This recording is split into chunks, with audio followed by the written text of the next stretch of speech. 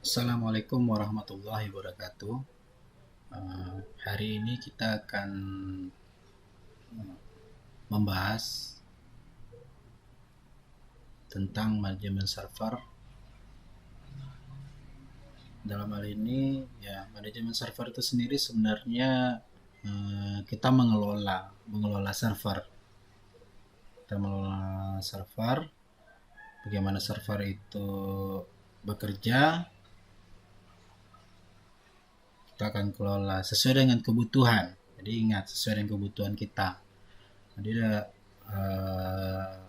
pertama yang harus kita coba itu pertama kita harus buat itu adalah bagaimana kebutuhan apa kebutuhan yang kita perlukan untuk mengelola server kita itu. Yang pertama kita harus membuat dulu topologi jaringannya agar lengkap. Nanti sebenarnya topologi jaringan ini kita sudah bahas di jaringan komputer.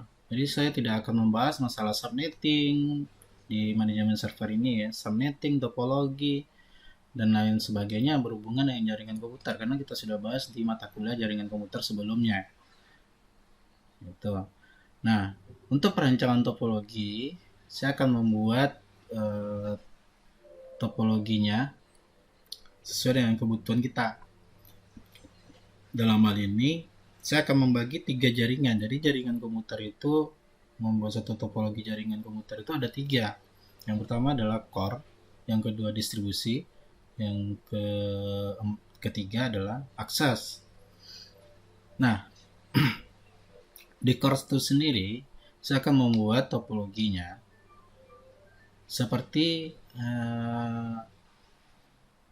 yang ada yang saya buat sekarang. Topologinya adalah ada gateway.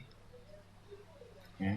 Gateway ini akan bertindak sebagai pembagi network atau membagi IP ke kliennya. Jadi router gateway ini memberikan IP ke kliennya atau network ke kliennya. Nah, ada 3 network di sini. Ada 3 LAN di sini. LAN pertama ini akan menuju ke internet. Ya.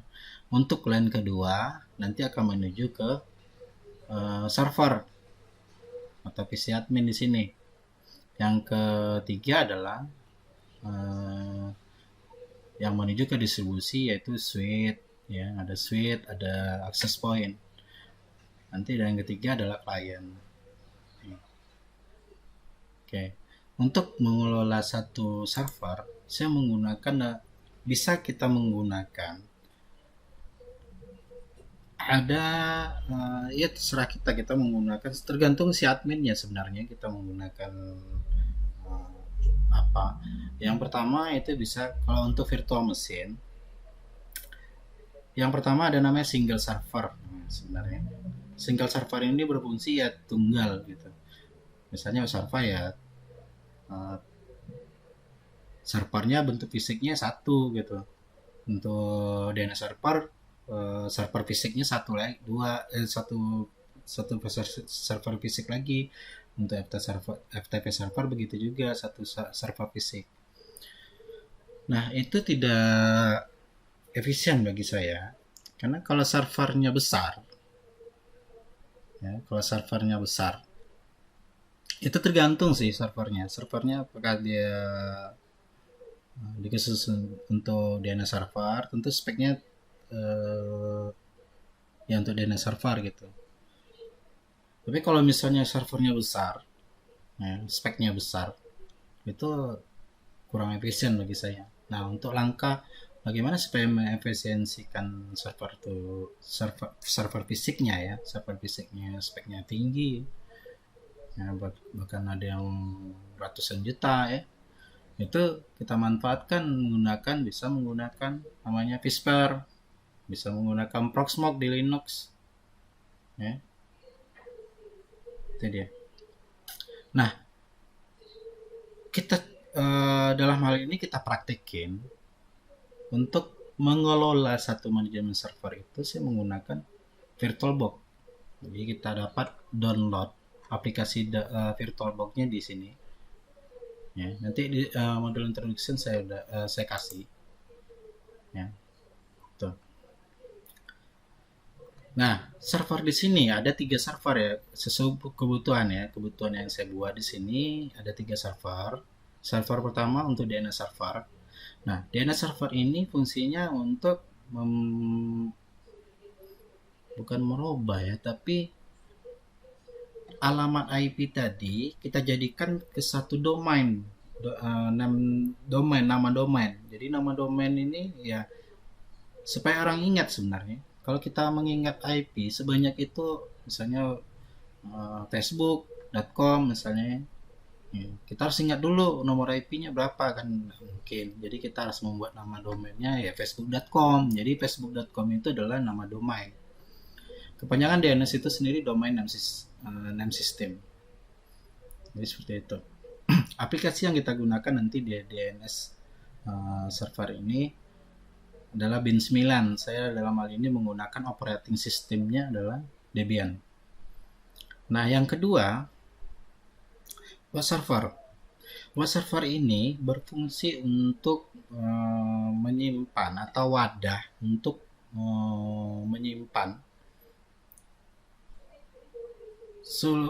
menyimpan web kita nanti. Jadinya kita buat programmingnya di web, kita simpan nanti di web server.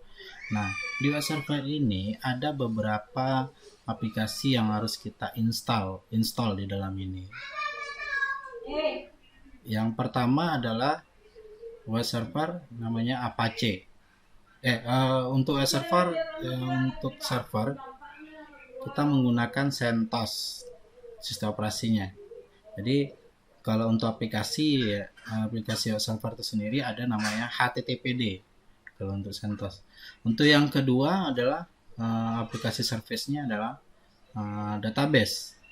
Jadi database yang kita pakai adalah DBMS-nya adalah DBMS itu database management system. Jadi kita menggunakan service ya. Kita menggunakan aplikasinya adalah MariaDB intinya. Nah, untuk support PHP kita akan menggunakan PHP. Dalam hal ini mungkin PHP 5 CentOS ya, masih kurang apa. Untuk yang supaya kita mudah ya untuk mengkonfigurasi database-nya, kita menggunakan PHP-admin nanti di web. Tuh. Terus server yang ketiga adalah FTP server. FTP server sini operating sistemnya saya menggunakan Ubuntu. Dalam hal ini Ubuntu server ya. Jadi kita FTP server itu sendiri file transfer protocol, fungsinya untuk menyimpan, ya, mendownload atau mengupload file yang kita buat. Yang selanjutnya adalah PC admin. PC admin ini saya menggunakan Ubuntu desktop. Kenapa saya menggunakan Ubuntu desktop? Karena open source. Kalau kita menggunakan Windows ya kita bayar. Gitu. Nah, kira-kira seperti itu untuk mengelola manajemen servernya. Kita akan coba untuk langkah-langkahnya bagaimana kita membuat, nanti kita ikutin rule ini ya. Untuk review questionnaire and implementation, satu, pahami konsep dulu jaringannya. Yang ketiga, download dan install VirtualBox di websitenya. Terus instalasi di dalam VirtualBox OS MikroTik. Jadi MikroTik sebagai gateway dengan identity nomor absen dan nama. Jadi misalnya nomor absennya 2 berarti nomor absennya nomor 2, namanya Badu ya 2 Badu. Gitu ya. Yang kedua, untuk alamat IP network harus sesuai dengan nomor absen. Nah, jadi contohnya ISP ya terserah kita menggunakan IP apa tadi, ISP apa tadi. ISP tadi ya terserah menggunakan Indosat, Telkomsel untuk sharing internetnya ya. Untuk IndiHome terserah. Untuk yang ketiga server. Nah, server di sini kita menggunakan 192.168. Nah, ini 2 tadi, nomor urut absen tadi. Nah, jadi kalau nomor urut absennya 2 ya berarti kita networknya 2 gitu. Ya, berarti gitu ya. Dengan subnet yang saya tentukan per 29. Untuk klien saya menggunakan 192.168.3. Nah, 3 ini kalau dia urutnya nomor 2 berarti nomor 3. Terserah sih menggunakan IP berapa untuk klien. Kalau lebih mudahnya seperti itu ya. Kalau nomor urutnya 2 3 berarti nomor urutnya 3 4 4 nomor urutnya berarti kan di klien 5 begitu seterusnya.